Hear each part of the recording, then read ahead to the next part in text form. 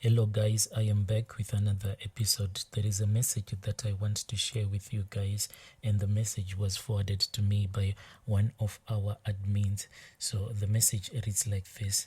This is the second email that I am sending you. The first email, I had titled it Confession of a Slay Queen, how I separated with my Jack.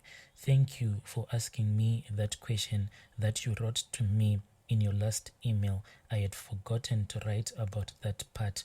By the way, Jack is not his real name. This guy is Mutswana and he is a Tswana name, but for privacy reasons, I used to name the guy Jack.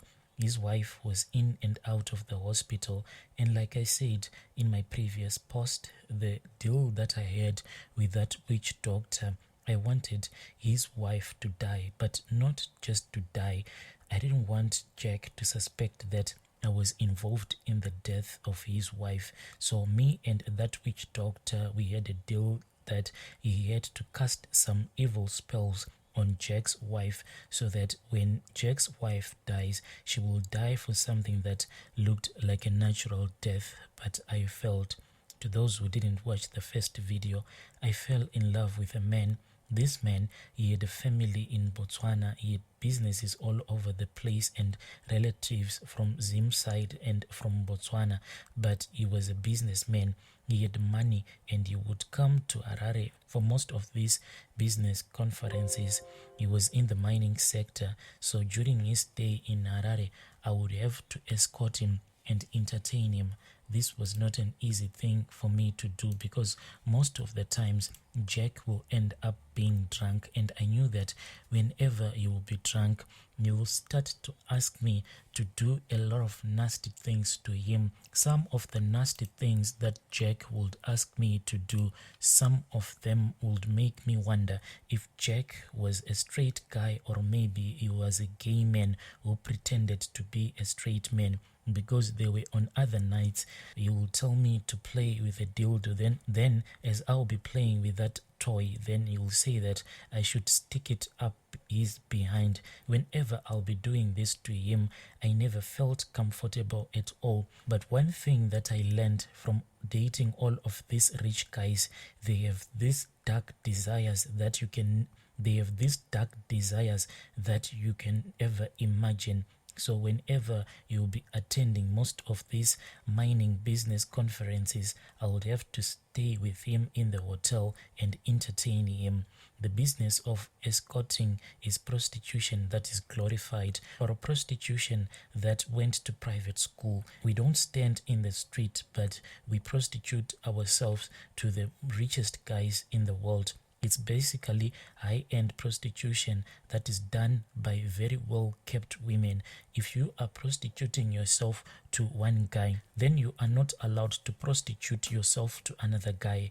But Jack, whenever you will tell me that he only wanted me for himself, you will end up breaking those promises. I still remember that there was this other night, me and him, we had traveled to Victoria Falls and we were just staying in this other hotel. Whenever I was with Jack, especially on the vacation, he never wanted me to go out with him. If we would be going out of our hotel room, I had to be on my own. We would only meet up in our hotel room. He said that this was for his own security. On that night, he told me that I should go and wait for him at the bar. So I went and I sat there. I was really lonely and I watched him as he was busy pleasing other women that were in that bar. So I just got fed up. Then I just went to our hotel room. Late in the evening, it was somewhere around 11 p.m. That is when I had a bang on the door and he was insulting me. This is what he used to do whenever he was drunk. I opened the door. Then Jack walked into our hotel room. He had two women by his side and he had other two men by his side. All of them, they were really drunk. He instructed me to lock the door. Then they started to have an orgy. At first I ignored them, but he forced me to also join in that orgy. Even though I never felt comfortable about all of these things that I was doing, but this guy, he was really taking good care of me. So sometimes when he would put me through nasty situations, in the morning when he will give me the money, I'll just forget all of the nasty things that he would have done to me. So I was a very well kept woman, a high-end woman. Whenever you will see me walking down the street looking at me, you will never suspect that I am a prostitute. Back to my story. I then wished to be the wife of Jack and rest from this glorified prostitution, but the only way to do it was to replace Jack's wife. I tried all that I could do to use black magic, and I had failed. I then went to Botswana because Jack had invited me to come, and I stayed there for about 7 months. That is when Jack told me that I was more than welcome to go and see how one of their bookshops was doing, because his wife was the one who was managing there, because they had a charity organization there. But she was now in recovering from the emergency operation that the doctors had done on her. What a disrespect it was, but the husband never saw it that way. This was my chance to get closer to his personal life, and I would also get to know more about his wife. I would go there and spend the day there.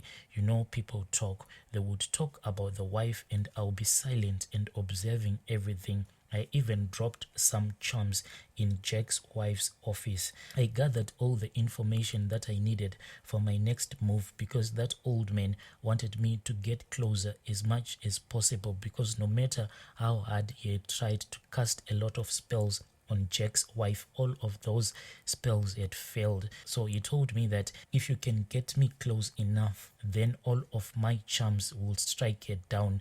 He wanted some of her DNA. Anything that contained her DNA would work, either her earbud, anything with her saliva, or her hair. That's why you see that some people end up taking your underwear, because it has traces of your DNA even if you have washed it. Of course, I could not go into their home, but I was very close to what I wanted. She recovered and she came back to work. I acted dumb and pretended to be an employee, and one fun thing is that Jack didn't care. Whenever his wife was not at the office, Jack would call me, because at that time I was just working at the reception. Then he will call me into his wife's office and he will say that, let us have intercourse in here, and pretend that my wife is sitting right there. So this is what we used to do, disrespecting his wife like that. He was so blinded because I had worked hard on me. The prostitution life is not easy, and I was tired. I wanted out. I didn't want to be a prostitute anymore. Anything that Jack would ask me to do, I would do for him, no matter how painful it was during intercourse. I'll pretend as if I was enjoying, but deep down I will know that this thing that he is telling me to do, it is really painful. But I just wanted to be his wife. I was really desperate. I kept low because I was not in my own country. I had no right to be in that shop, and it was not easy to be in the same space with the wife. One morning I walked to the shop and I found Jack shouting to the wife's brother. The fight was heated because it looks like the brother had been stealing from the business while the wife was away. It was around 7 a.m. The shop was in the mall and the shop opens at 9, but from 7 the workers will be cleaning and preparing for the new day. The door was opened and I walked in. We all listened to the heated argument, and Jack was saying a lot of things. How he had helped him when he was rotting in poverty. He said he married his wife and he changed the life because the family comes from a village and her parents were just drunkards who only got money from the government grant. As he was saying all this, the wife walked in and Jack was facing the store. He didn't notice that the wife had walked in, and he kept on talking and swearing at the brother, exposing the wife's family. We all stood and looked at this, but the wife then pulled Jack and started to answer him back and telling him to go to hell. They both insulted and attacked Jack. It was really chaotic. That is when the wife came to me and she said, I know you. You are the devil. I saw your pictures in my husband's phone. She came to attack me. Then Jack ran towards my direction and pushed his wife to the floor. She was still recovering from the theater, and she stood up and she fell. I tried to rush to the place where she had fallen so that I can pick her up. But as I was assisting her, that is when I remembered what that witch doctor had instructed me to do. He had told me that if I ever get the chance to get close to her, I should get anything from her so that I can take all of her personal stuff to that witch doctor so that we can use it for the spells that the witch doctor wanted to cast on her. Whilst I was trying to assist her, she then pushed me away. When she pushed me away, that is when I realized that I was still holding her purse in my arms. I then pretended as if I was taking her purse into her office. By the time that I reached her office, they were not in the office. I think that they had gone to the bathroom because she was bleeding from her nose. I quickly opened her purse, and to my surprise, when I opened her purse, there was a little soft cloth. I then stole that soft cloth that I had found in her purse and I hid it. When I was still hiding it, that is when Jack walked into the office. Then she said, "What are you doing here? Come, let us go." Then he took me and he held my hands and we got out of the shop.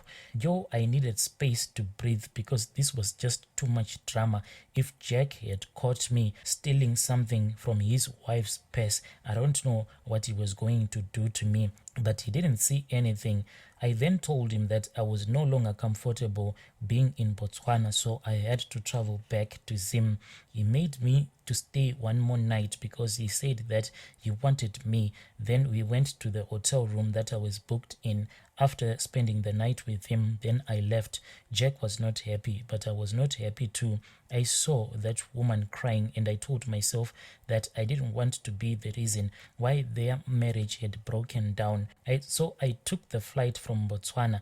Then I landed in South Africa. Whilst I was at the airport waiting for the flight that was going to connect me to Harare, as I was sitting holding that soft cloth that I had stolen from Jack's wife's purse, that is when I just stood up. I went and I threw that soft cloth that I had stolen from her purse into a trash can. Of course, I wanted to be Jack's wife, but this was not worth it. I changed my mind. Yes, I was tired of being an escort, but maybe marriage was not my kind of a thing. I had to let go of Jack. Whenever you'll be in the country, you would force me to meet up with him at a hotel, even if I wanted to refuse, but I was afraid of him because he has so much power. That is how I left Jack, and I didn't renew my black magic that was blinding him. I went back to my old life because that is how I made money. I didn't want to be a home wrecker. Dear listeners, right there was an email that was sent to us by one of our admins. If you have any confessions that you want to share with the rest of the world, please do not hesitate to contact one of our admins. I'll be back with another episode.